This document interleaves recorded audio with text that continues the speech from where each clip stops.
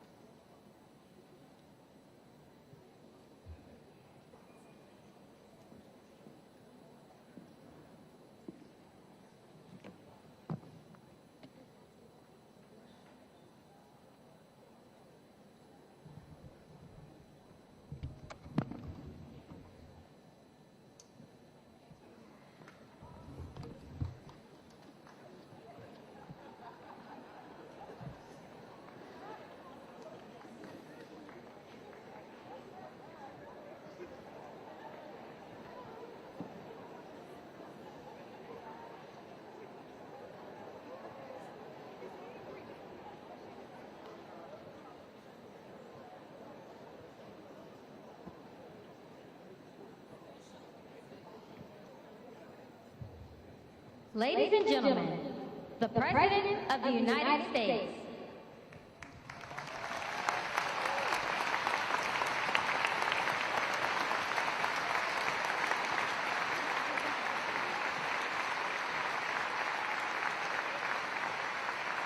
Good afternoon, everyone.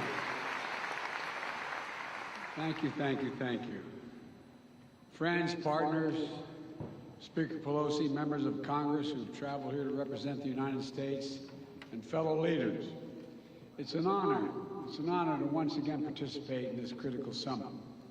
And I'd like to thank our host, President Sisi, for bringing us together at this pivotal moment. Thank you, Mr. President.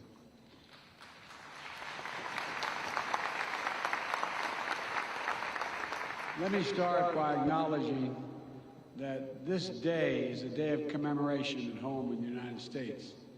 It's Veterans Day. America's veterans and their families, survivors and caregivers, are the very spine and soul of the United States. And on this special day, on every day, I honor all of those who sacrificed for our nation like my son. I want to thank one proud American veteran, a lifelong public servant, a dear friend, and literally one of the most decorated men to fight, Special Envoy for Climate, John Kerry. John.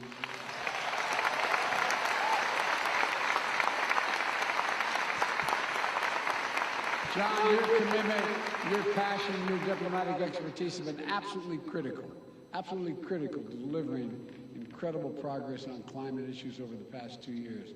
And I thank you, pal. I thank you for being my friend. Here in Egypt, the Great Pyramids and the ancient artifacts stand as testament to millennia of human ingenuity. We see our mission to avert climate catastrophe and seize a new clean energy economy not only as an imperative for our present and future, but through the eyes of history. According to the World Meteorological Organization, the past 8 years have been the warmest on record. In the United States, we're seeing historic drought and wildfires in the West, devastating hurricanes and storms in the East. Here in Africa, home to many nations considered most vulnerable to climate change, food insecurity. Hunger follows 4 years of intense drought in the Horn of Africa.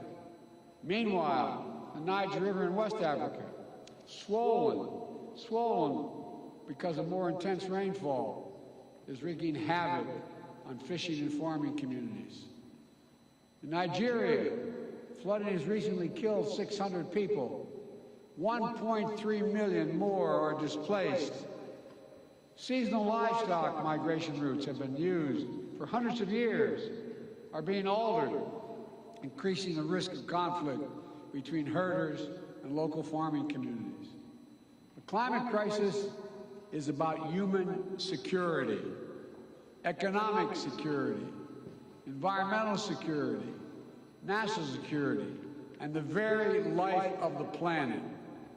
So today, I'd like to share with you how the United States is meeting the climate crisis with urgency and with determination to ensure a cleaner, safer, and healthier planet for all of us.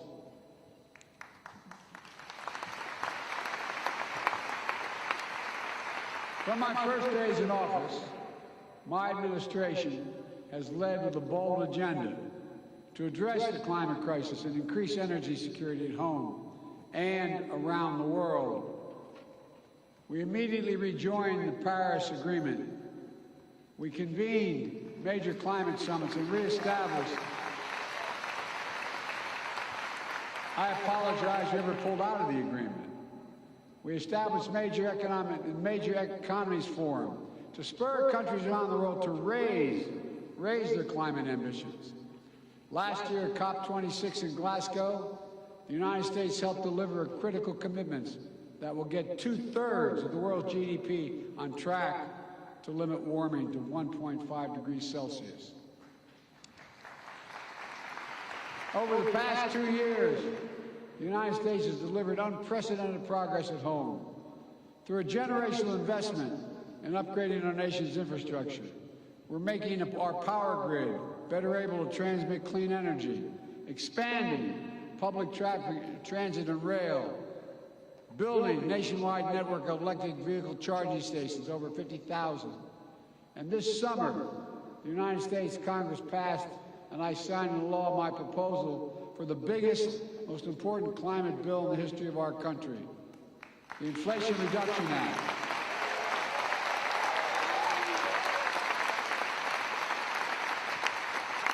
It includes less than I asked for, but a significant amount, $368 billion to support clean electricity, everything from onshore, offshore wind to distributed solar, zero emissions vehicles and sustainable aviation fuels, more efficient electrified buildings, cleaner industrial processes and manufacturing, climate-smart agriculture and forestry, and more.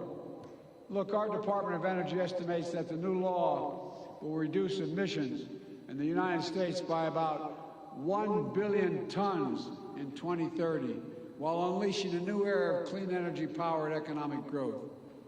Our investments in technology, from electric batteries to hydrogen, are going to spark a cycle of innovation that will reduce the cost and improve the performance of clean energy technology that will be available to nations worldwide, not just the United States. We're going to help make the transition to a low-carbon future more affordable for everyone, accelerate decarbonation beyond our borders. In fact, the International Energy Agency recently concluded that our significant climate investment will, quote, help turbocharge the emerging global clean energy economy. I was reading their quote, sorry. It's going to shift the paradigm for the United States and the entire world. We also ratified the Kigali Amendment to rally the world in phasing down the production and consumption of HFCs, greenhouse gases, that are thousands of times more damaging than carbon dioxide. And just yesterday, the United States became the first government to require that our major federal suppliers disclose their emissions and climate risks and set targets for themselves that are aligned with the Paris Agreement.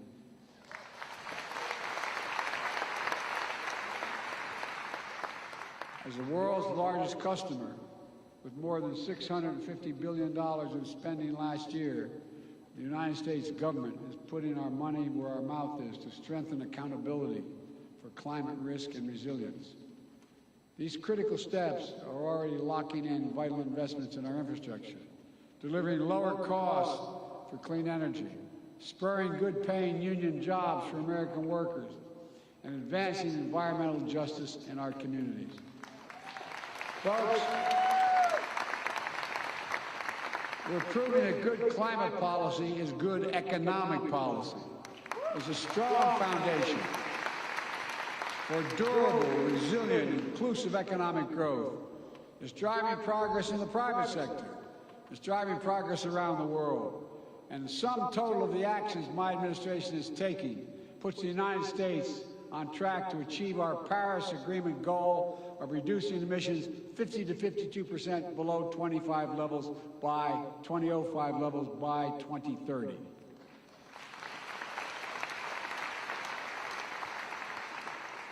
Let me just take a moment to emphasize how meaningful it is that I can say that. I introduced the first piece of climate legislation in the United States Senate way back in 1986, 36 years ago. My commitment to this issue has been unwavering. Today, finally, thanks to the actions we've taken, I can stand here as President of the United States of America and say with confidence, the United States of America will meet our emissions targets by 2030.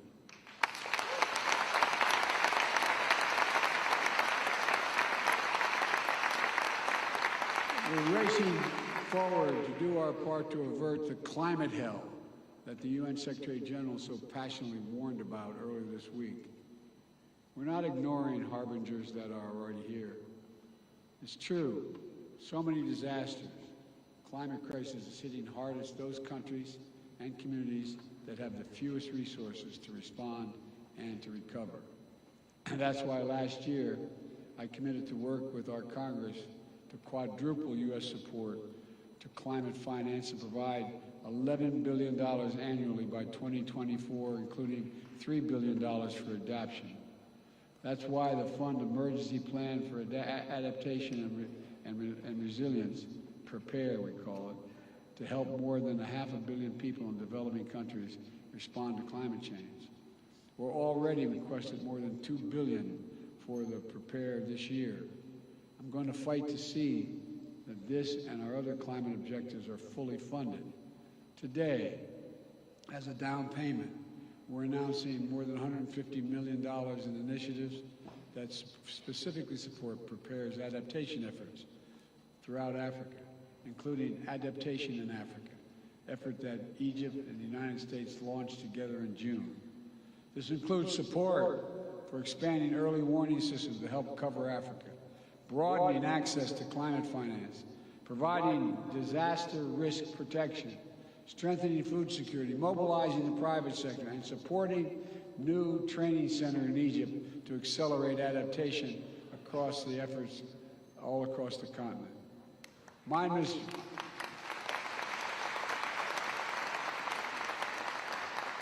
administration has also made the United States the first ever contributor to the Adaptation Fund last year, and this year we're doubling our pledge to bringing our total commitment to $100 million.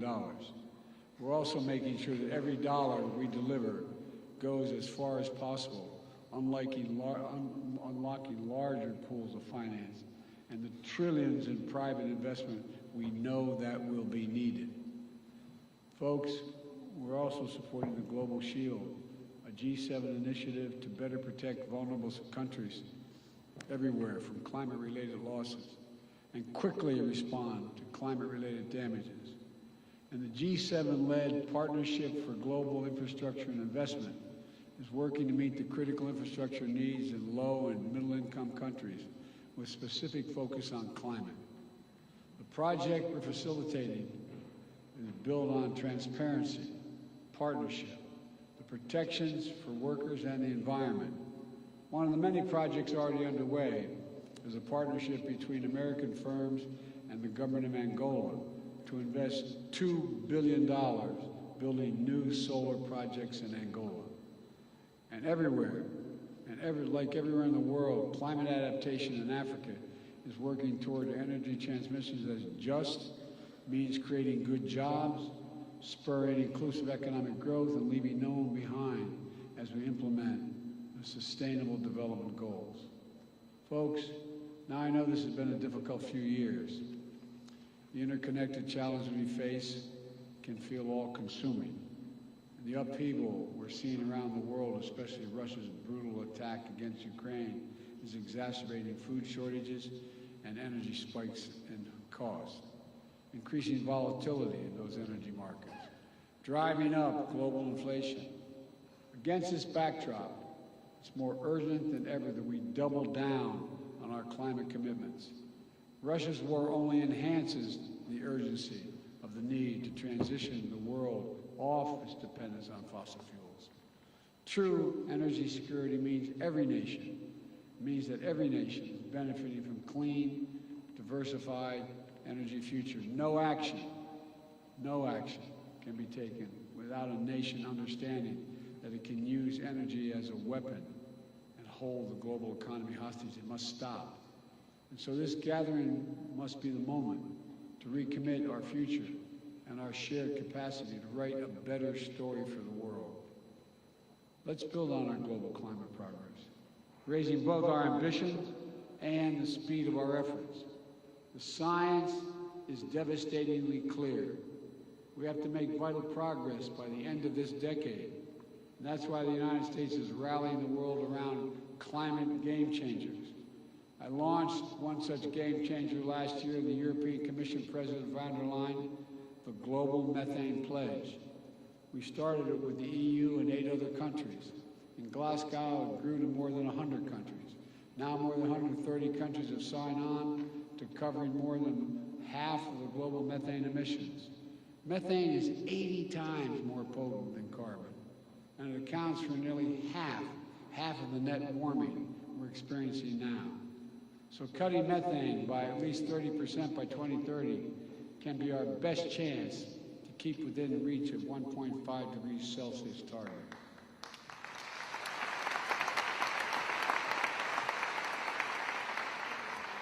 Today, we're releasing an updated Methane Emissions Reduction Act plan, which lays out how the United States is meeting the pledge. We're investing more than $20 billion in domestic methane mitigation to do things like cap orphan wells, leaking methane, improving industrial equipment in the oil and gas sectors to reduce emissions. It also lays out strong regulatory actions, including a new proposal from our Environmental Protection Agency to strengthen standards on methane across sectors, especially from super emitters, to make sure it's not released in the communities impacting on public health.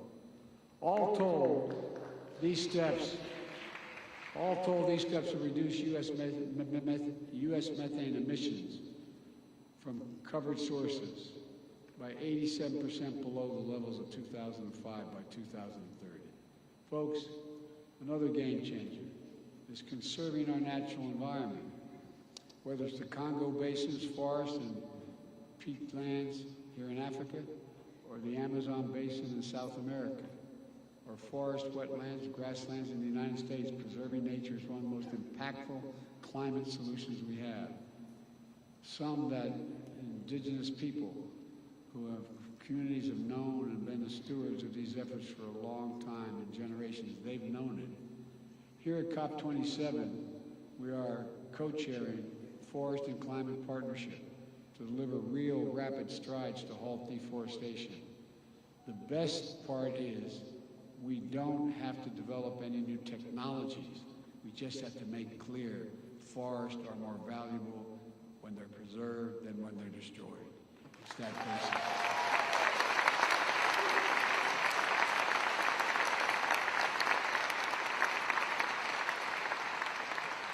And those who are able should be chipping in to help those countries, in fact, preserve those great forests. We're bringing together partners across the public and private sector and philanthropic sectors to put healthy ecosystem at the heart of healthy economies. This is it's going to take all of us. It's going to take all of us. We need to harness our capacity to tackle emissions in economic sectors like international shipping. If the shipping sector were a standalone economy, it would rank as the 10th largest emitter in the world. So together with Norway, the United States has launched the Green Shipping Challenge.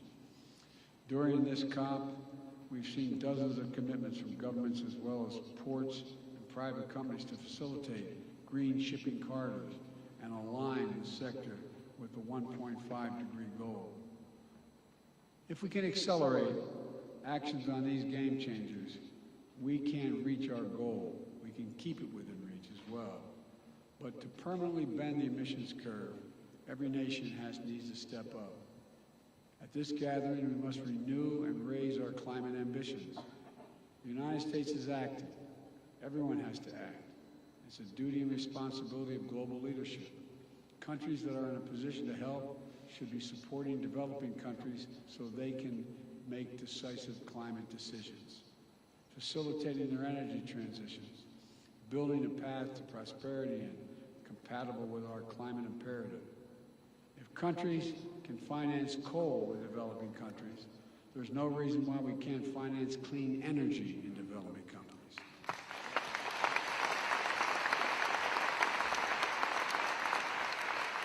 I'm pleased to announce today, alongside the European Union and Germany, a $500 million package to finance and facilitate Egypt's transition to clean energy.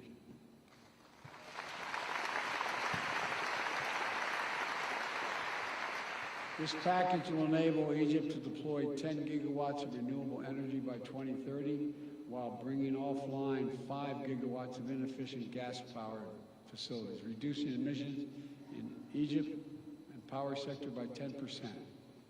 We will also work with Egypt to capture nearly 14 billion cubic meters of natural gas, which Egypt currently flares, vents, or leaks from its oil and gas operations.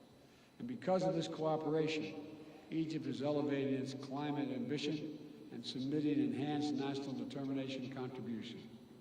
If we're going to win this fight, every major emitter nation needs to align with the 1.5 degrees. We can no longer plead ignorance to the consequences of our actions or continue to repeat our mistakes. Everyone has to keep accelerating efforts throughout this decisive decade. My friends, I came to the presidency determined to make the transformational changes that are needed, that America needs to make, and we have to do for the rest of the world, to overcome decades of opposition and obstacles of progress on this issue alone, to reestablish the United States as a trustworthy, committed global leader on climate. As I stand here before you, we've taken enormous strides to achieve that. But I don't stand here alone. This progress is being driven by young people all across America. Like young people around the world, they feel the urgency of climate. They feel it deeply. They're committed to these issues. They know the stakes, and that's their world we're creating. This is not to stand by and allow us to fail in this responsibility. We can't. That's why as I look out of all the things that we've accomplished, but so much more to do, I'm optimistic. For all the work that remains to be done, we have to put down significant markers of progress. The United States has taken enduring steps to meet our goals. We're delivering on our promise of leadership, and more of the world is standing with us. Though determined diplomacy is necessary, we're finding consensus, building understanding, and launching new approaches. And the inspiring passion of young people, civil society, climate activists, indigenous communities is literally galvanizing the world. Yes, the challenges we face are great, but our capacity is greater than the challenges. We must never doubt that. So let's reach out and take the future in our hands and make the world we wish to see, that we know we need. A planet preserved for generations to come. An economy powered by clean, diversified, secure energy sources. Opportunities unlocked through innovation and cooperation to deliver equitable, more prosperous, more stable, and more just world for our children. That's why we're here. That is what we're working toward. And we can do it together, I am confident. Thank you, thank you, thank you. May God bless you all.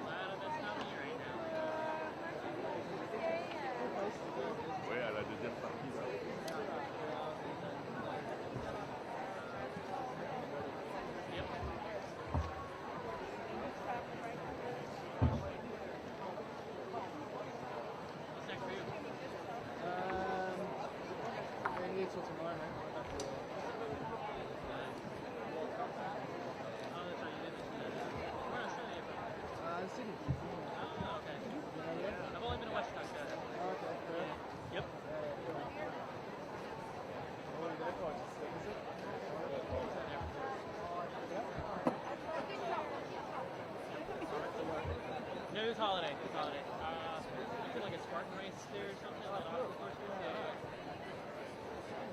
was a good time. We were there for like a week and a half or so. Yeah, well, I was living in Japan at the time. So yeah, it wasn't too bad of a